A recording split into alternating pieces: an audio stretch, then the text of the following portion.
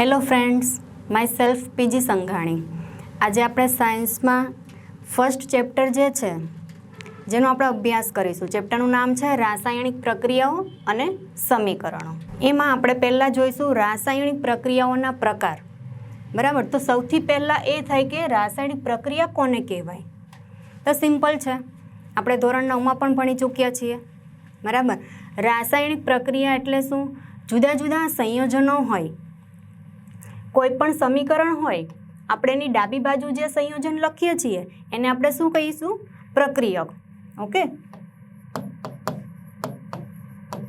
પ્રક્રિયક મતલબ રાસાયણિક પ્રક્રિયા દરમિયાન શું થાય છે? પ્રક્રિયકમાં જે સંયોજન રહેલો છે એમાં રહેલા જુદા જુદા અણુ અથવા પરમાણુમાં બંધ તૂટે. શું તૂટશે? બંધ તૂટે. અને જમણી બાજુ જે નિપજ બને છે એ નિપજમાં જે નવા સંયોજનોનું નિર્માણ થશે એમાં નવા બંધોનું નિર્માણ થશે.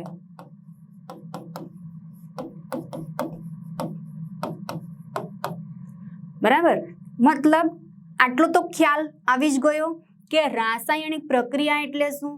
ટૂંકમાં કહીએ તો આપણે સિમ્પલ સેન્ટેન્સ યાદ રાખવું હોય તો આ રીતે યાદ રાખી શકાય.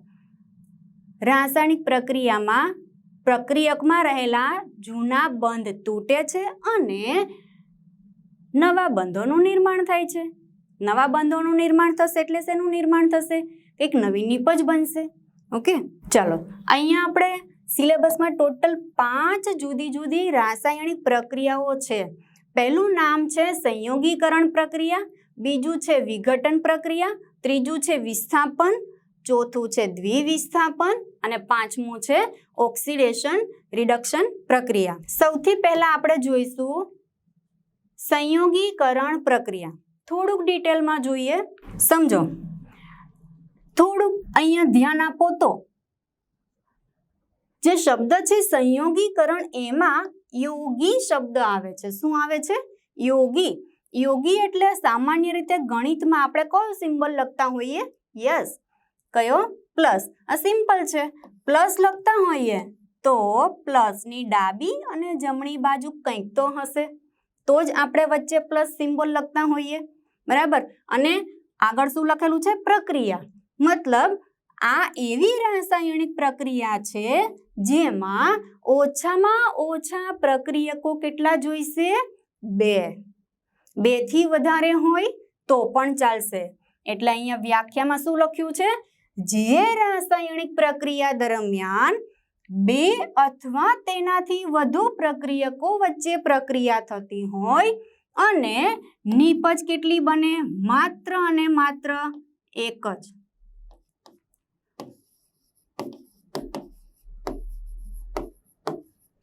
બરાબર, એટલે કે એક જ નિપજનું નિર્માણ થતું હોય. પ્રક્રિયકો કેટલા હોય? 2 કે તેથી વધારે. બરાબર, એટલે ખ્યાલ આવે છે? બરાબર, સંયોગીકરણ પ્રક્રિયામાં શું? ઇન શોર્ટ આપણે યાદ રાખીએ તો પ્રક્રિયકો કેટલા જોઈશે? 2 અથવા એનાથી વધારે, પણ નિપજ કેટલી બનશે? એક અને માત્ર એક જ. ઓકે, તો એના માટે આપણે સિમ્પલ ઉદાહરણ પણ સાથે જોઈએ. જેમ કે કાર્બન છે. કાર્બનનું એક સ્વરૂપ જોઈએ તો શું છે? કોલસો છે. અને એ કોલસાને આપણે સળગાવવો છે. બરાબર, તો કોલસાનું દહન કરવું છે તો દહન કોની હાજરીમાં થશે? ઓક્સિજનની હાજરીમાં. બરાબર, એટલે કોલસો એટલે શું? કાર્બનનું એક સ્વરૂપ. અને આપણને ખબર છે કાર્બનની સંજ્ઞા શું આવે? Capital C. એટલે અહીંયા શું લખેલું છે? Capital C plus O2.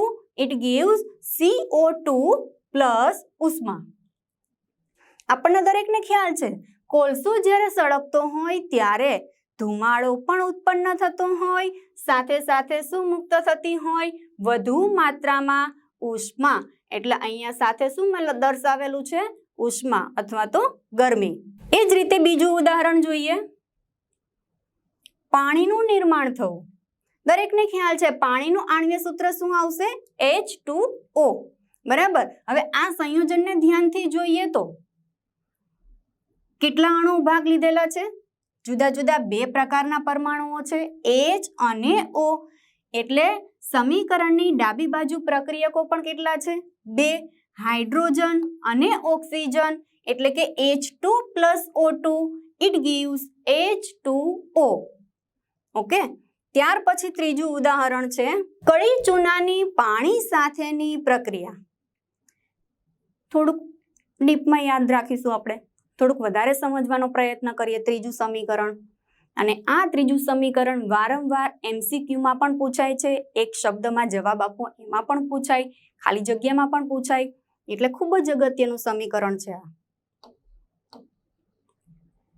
શું કહેવા માંગે છે સમજીએ. કળી ચૂનો. કળી ચૂનો એટલે એ તો એનું સામાન્ય નામ છે કળી ચૂનાનું. રાસાયણિક નામ શું આવશે? Calcium oxide. આટલું તો યાદ રાખવાનું જ છે આપણે. ચૂનો શબ્દ આવે એટલે હંમેશા કઈ ધાતુ આવશે? કેલ્શિયમ. કઈ ધાતુ આવશે? કેલ્શિયમ. બરાબર. તો કળી ચૂનો એટલે આણ્વીય સૂત્ર બનશે CaO ની પાણી સાથેની પ્રક્રિયા. કળી ચૂનાનું સામાન્ય સ્વરૂપ કેવું હોય? ઘન સ્વરૂપ. બરાબર. એમાં આપણે પાણી ઉમેરીએ એટલે વધુ માત્રામાં ઉષ્મા ઉત્પન્ન થશે, સાથે ચૂનાનું નીતર્યું પાણી બનશે. ચૂનાનું નીતર્યું પાણી, અને એનું રાસાયણિક નામ થશે કેલ્શિયમ હાઇડ્રોક્સાઇડ. આણ્વીય સૂત્ર બનશે CaOH ટ્વાઇસ. બરાબર. હવે ચૂનો શબ્દ છે, ચૂનાને ઇંગ્લિશમાં શું કહેવાશે? લાઇમ. શું કહેવાય? લાઇમ. એટલે કળી ચૂનો જે સામાન્ય નામ છે કેલ્શિયમ ઓક્સાઇડનું, એનું બીજું નામ થશે ક્વિક લાઇમ. એ જ રીતે કેલ્શિયમ હાઇડ્રોક્સાઇડ જે છે એનું સામાન્ય નામ ચૂનાનું નીતર્યું પાણી છે, એનું બીજું નામ થશે સામાન્ય લાઇમ વોટર અથવા તો ફોડેલો ચૂનો. ઘણી વખત એક્ઝામમાં પૂછાય છે ફોડેલા ચૂનાનું આણ્વીય સૂત્ર લખો અથવા તો ફોડેલા ચૂનાનું રાસાયણિક સૂત્ર લખો અથવા તો રાસાયણિક નામ લખો. ટ્વિસ્ટ કરીને પૂછે, પણ આખરે જવાબ શું આવશે? એક જ, કેલ્શિયમ હાઇડ્રોક્સાઇડ, અથવા આણ્વીય સૂત્ર પૂછે તો CaOH ટ્વાઇસ. ઓકે, સૌ આટલું ક્લિયર થાય પછી આપણે ચેક કરીએ આપણે જે આ સમીકરણ લખ્યા છે સંતુલિત છે કે નહીં. સવાલ થાય સંતુલિત એટલે શું? સમીકરણમાં જે એરો દર્શાવેલો છે, એરોની ડાબી બાજુ જેટલા પણ તત્વોના નામ આપણે લખેલા છે સાંકેતિક સ્વરૂપે, એ જ રીતે જમણી બાજુ પણ છે. બંને બાજુ એ પરમાણુની સંખ્યા સરખી છે કે નહીં એ આપણે ચેક કરી લઈએ. એને શું કહેવાશે? સમીકરણ સંતુલિત કરવા. બરાબર. તો એના માટેનો એક નિયમ છે, યાદ રાખીશું. સૌ પ્રથમ કોઈ પણ સમીકરણ હોય એમાં આપણે હાઇડ્રોજન અને ઓક્સિજન, જો આ બે પરમાણુ હોય તો એ બંનેને સૌથી છેલ્લે સંતુલિત કરવા. મતલબ H અને O સિવાયના જે પરમાણુ છે એને પહેલા સંતુલિત કરવા. ઓકે, ચાલો. ડાબી બાજુ કાર્બન 1, જમણી બાજુ પણ 1. ઓકે, ડાબી બાજુ ઓક્સિજન 2, જમણી બાજુ ઓક્સિજન 2. મતલબ પહેલું સમીકરણ કેવું છે? સંતુલિત છે. ઓકે, ચાલો એ જ રીતે બીજું સમીકરણ જોઈએ. પાણીનું નિર્માણની પ્રક્રિયા, ડાબી બાજુ હાઇડ્રોજન. હવે આ સમીકરણ જુઓ, મેં તમને જે કીધું એ પ્રમાણે અહીંયા H અને O સિવાયના એક પણ પરમાણુ નથી, તો આપણે એ બંનેને જ સંતુલિત કરવાના છે. ઓકે, ચાલો ડાબી બાજુ હાઇડ્રોજન 2, જમણી બાજુ 2 બેલેન્સમાં છે. ડાબી બાજુ ઓક્સિજન 2, જમણી બાજુ ઓક્સિજન 1. શું કરીશું? જમણી બાજુ ઓક્સિજન 1 છે, 2 લખવા માટે આપણે 2 ક્યાં લખીશું? કોઈ પણ સંયોજનની જે અણુસૂત્ર આપણે લખેલું છે એને પેરેલલ અંક લખીશું, મતલબ અહીંયા 2. બરાબર. તો ડાબી અને જમણી બંને બાજુ શું થશે? ઓક્સિજનના કેટલા પરમાણુ થઈ ગયા? 2. પણ અહીંયા તમે જુઓ હાઇડ્રોજનના કેટલા થઈ ગયા પરમાણુ? 4. મતલબ અહીંયા આપણે શું લખીશું? 2. ઓકે, હવે સમીકરણ સંતુલિત થઈ ગયું. ડાબી બાજુ હાઇડ્રોજન 4, જમણી બાજુ પણ 4, ડાબી બાજુ ઓક્સિજન 2, જમણી બાજુ પણ 2. ઓકે, એ જ રીતે ત્રીજું સમીકરણ જોઈએ. H અને O સિવાયના પહેલા સંતુલિત કરવા. ડાબી બાજુ કેલ્શિયમ 1, જમણી બાજુ કેલ્શિયમ 1, ડાબી બાજુ હાઇડ્રોજન 2, જમણી બાજુ હાઇડ્રોજન 2, કાઉન્સની બહાર 2 લખેલો છે એ અંદર રહેલા દરેક પરમાણુ સાથે ગુણાકારમાં જોડાયેલો હોય એટલે અહીંયા હાઇડ્રોજન પણ કેટલા થશે 2, ડાબી બાજુ ઓક્સિજન 2, જમણી બાજુ પણ 2. ઓકે, મતલબ પહેલું અને ત્રીજું સમીકરણ હતું એ સંતુલિત જ હતું, આપણે બીજું સમીકરણ એક જ સંતુલિત કરવાનું બાકી હતું. બરાબર. હવે અહીંયા ધ્યાનથી જુઓ, પહેલું અને ત્રીજું સમીકરણ મેં લખ્યું છે ઉષ્મા. બરાબર, એટલે કે હું એ કહેવા માંગુ છું આ પ્રક્રિયા દરમિયાન વધુ માત્રામાં ઉષ્મા મુક્ત થાય છે એટલે આપણે નિપજની સાથે ઉષ્મા શબ્દ લખેલો છે.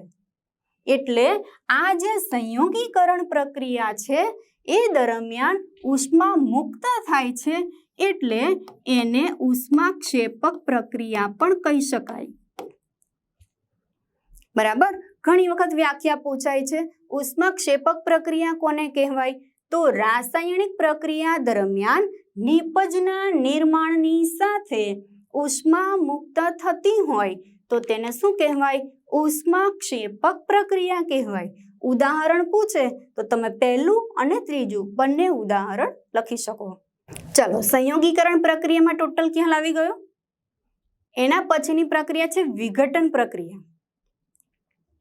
ટોટલી ઉલટી, મતલબ અપોઝિટ છે. કઈ રીતે? સંયોગીકરણ પ્રક્રિયામાં આપણે પ્રક્રિયકો કેટલા લેતા હતા?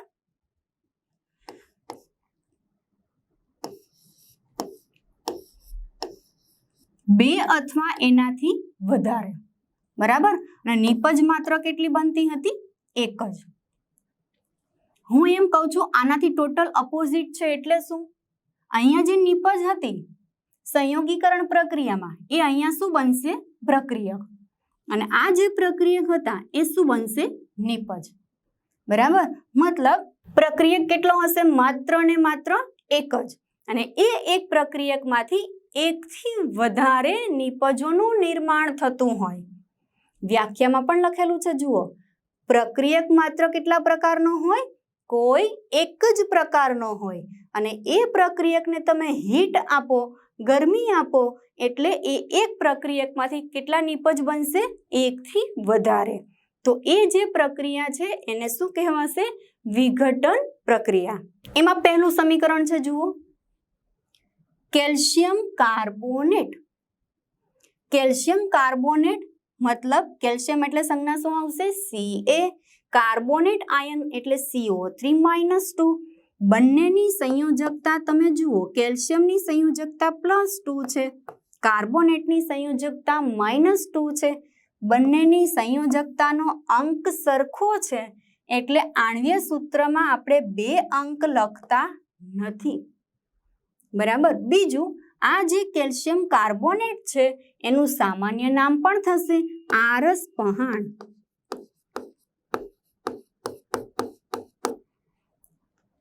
ચાલો, પ્રક્રિયક માત્ર એક જ છે, ઘન સ્વરૂપે છે.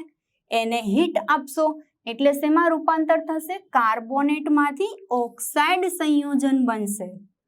કેલ્શિયમનું જે કાર્બોનેટ સ્વરૂપ હતું એમાંથી શું બને છે?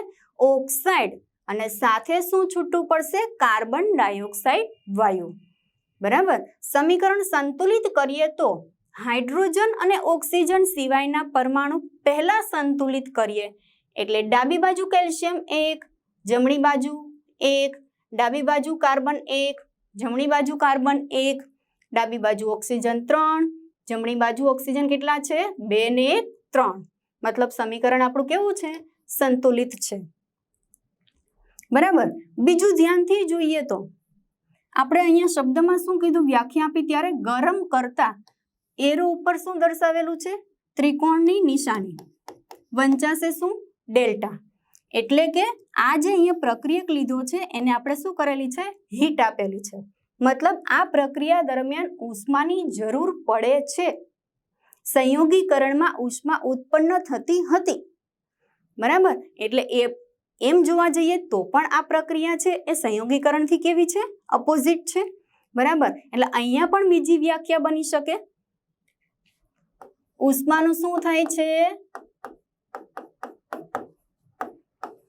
શોષણ થાય છે ને. ઉષ્મા મેળવે છે ત્યારે વિઘટન થાય છે, ત્યારે સંયોજનો જુદા જુદા બને છે. એટલે વ્યાખ્યા ઉષ્મા શોષકની આ રીતે થશે: રાસાયણિક પ્રક્રિયા દરમિયાન પ્રક્રિયકે મેળવેલી ઉર્જા પ્રક્રિયકના વિઘટન માટેની જરૂરી ઉર્જાને શું કહેવાય? ઉષ્મા શોષક પ્રક્રિયા કહે છે. ઓકે, ત્યાર પછી બીજું સમીકરણ આપણે જોઈએ.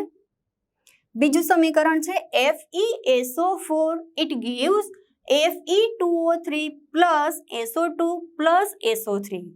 મતલબ અહીંયા પણ પ્રક્રિયક કેટલા છે? એક. FeSO4 નામ થશે ફેરસ સલ્ફેટ. આ ફેરસ સલ્ફેટને થોડીક હીટ આપશો એટલે ફેરસનું શામાં રૂપાંતર થશે? ફેરિક ઓક્સાઇડમાં. ફેરસ આયન એટલે Fe+2 અને ફેરિક એટલે Fe+3. બરાબર, એટલે ફેરસ સલ્ફેટનું વિઘટન શેમાં થશે?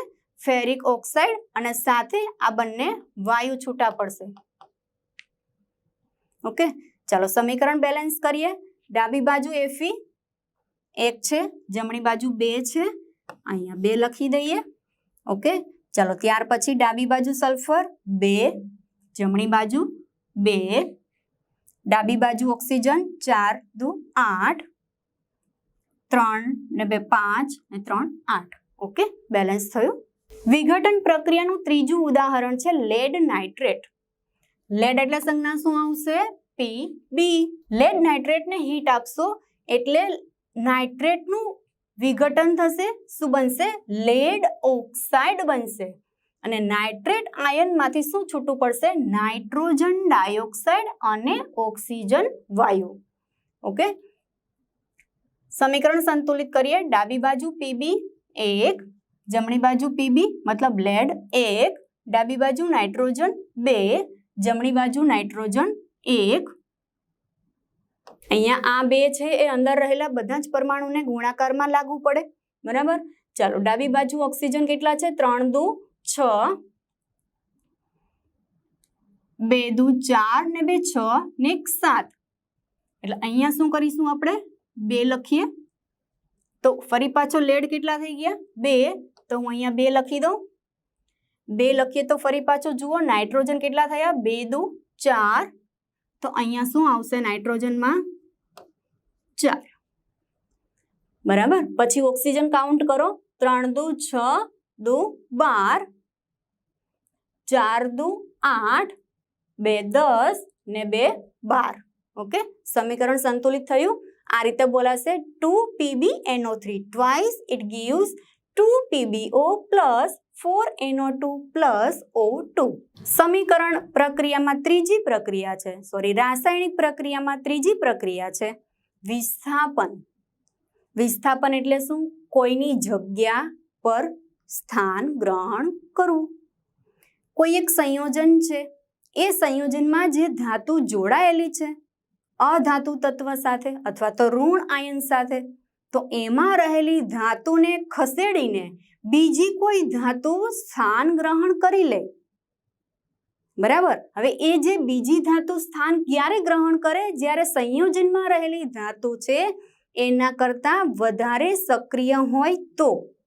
બરાબર, એટલે આપણે અહીંયા 3 ઉદાહરણ યાદ રાખીશું, 3 ધાતુની સંજ્ઞા યાદ રાખીશું. કઈ?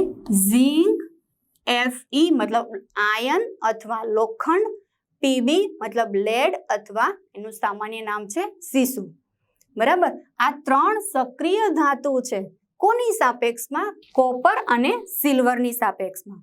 બરાબર, વ્યાખ્યા આ રીતે અપાશે: જે સક્રિય ધાતુ છે અથવા જે સક્રિય તત્વ છે અથવા જે ક્રિયાશીલ તત્વ છે એ ઓછા ક્રિયાશીલ તત્વને તેના સંયોજનમાંથી શું કરે છે? દૂર કરે છે. એટલે વ્યાખ્યા આ રીતે અપાશે: જે રાસાયણિક પ્રક્રિયામાં વધુ ક્રિયાશીલ તત્વ છે એ ઓછા ક્રિયાશીલ તત્વને તેના સંયોજનમાંથી દૂર કરે છે, તે પ્રક્રિયાને શું કહીશું આપણે? વિસ્થાપન પ્રક્રિયા કહે છે. ઉદાહરણ તરીકે જોઈએ તો સિલ્વર નાઇટ્રેટનું દ્રાવણ લઈએ, એ સિલ્વર નાઇટ્રેટના દ્રાવણમાં શું ઉમેરવામાં આવે? ઝિંક ધાતુ. હમણાં મેં તમને કીધું એ પ્રમાણે અહીંયા જે સંયોજનમાં ધાતુ છે સિલ્વર, એના કરતા આ ઝિંક ધાતુ કેવી છે? વધુ સક્રિય છે, એટલે આ સંયોજનમાંથી સિલ્વરને છૂટી પાડશે અને એની જગ્યા પર ઝિંક સ્થાન ગ્રહણ કરશે, એટલે બનશે શું? Zinc nitrate. ઓકે, સમીકરણ સંતુલિત કરીએ. ડાબી બાજુ ઝિંક 1, જમણી બાજુ 1, ડાબી બાજુ સિલ્વર 1, જમણી બાજુ સિલ્વર 1, ડાબી બાજુ નાઇટ્રોજન 1, જમણી બાજુ નાઇટ્રોજન 2. તો અહીંયા 2 લખવું પડશે. ડાબી બાજુ ફરી પાછા સિલ્વર કેટલા થઈ ગયા? 2, 2. ડાબી બાજુ ઓક્સિજન 3 દુ 6, અહીંયા પણ 3 દુ 6. ઓકે, સમીકરણ સંતુલિત કરવા માટે શું કર્યું? ડાબી બાજુ જે સિલ્વર નાઇટ્રેટ છે ત્યાં 2 લખ્યા અને જમણી બાજુ જે સિલ્વર ધાતુ છૂટી પડે છે ત્યાં પણ શું લખ્યું આપણે? 2. ચાલો, એના જેવું જ બીજું ઉદાહરણ છે. સમીકરણમાં સંયોજન કયું છે? Copper sulphate. કોપર સલ્ફેટનું સામાન્ય નામ શું છે? મોરથુથુ. કોપર સલ્ફેટના દ્રાવણમાં લોખંડ ઉમેરતા કોપર સલ્ફેટનું દ્રાવણ કેવા રંગનું હોય? ભૂરા રંગનું હોય. અને એ ભૂરા રંગના દ્રાવણમાં આપણે લોખંડની ખીલી મતલબ લોખંડ એટલે કે અહીંયા Fe સંજ્ઞા લખી શકીએ. Fe ઉમેરતા શું થશે? કોપર સલ્ફેટમાં રહેલી કોપર ધાતુ છૂટી પડશે, બરાબર. અને જે દ્રાવણ બને છે આયર્ન સલ્ફેટ, એનો રંગ કેવો થઈ જશે? લીલો. મતલબ પ્રક્રિયા થઈ છે એમ કહી શકાય. અહીંયા દ્રાવણનો રંગ કેવો હતો? ભૂરો. જ્યારે અહીંયા નીપજ બને છે ત્યારે દ્રાવણનો રંગ કેવો બને છે? લીલો રંગ બને છે. એટલે કે શું બને છે? આયર્ન સલ્ફેટ બને છે. સિમ્પલ છે, કોપર કરતા આયર્ન છે એ વધારે સક્રિય છે, એટલે કોપર સલ્ફેટમાંથી કોપરનું વિસ્થાપન કરી શકે. આઈ હોપ કે તમને આજે 3 રાસાયણિક પ્રક્રિયાના પ્રકાર અલગ અલગ ઉદાહરણ આપીને સમજાવ્યા એક થોડોક ખ્યાલ આવ્યો હશે. ઓકે, બાકીની જે 2 પ્રક્રિયાઓ છે આના પછીના નેક્સ્ટ લેક્ચરમાં જોઈશું. Okay, thank you.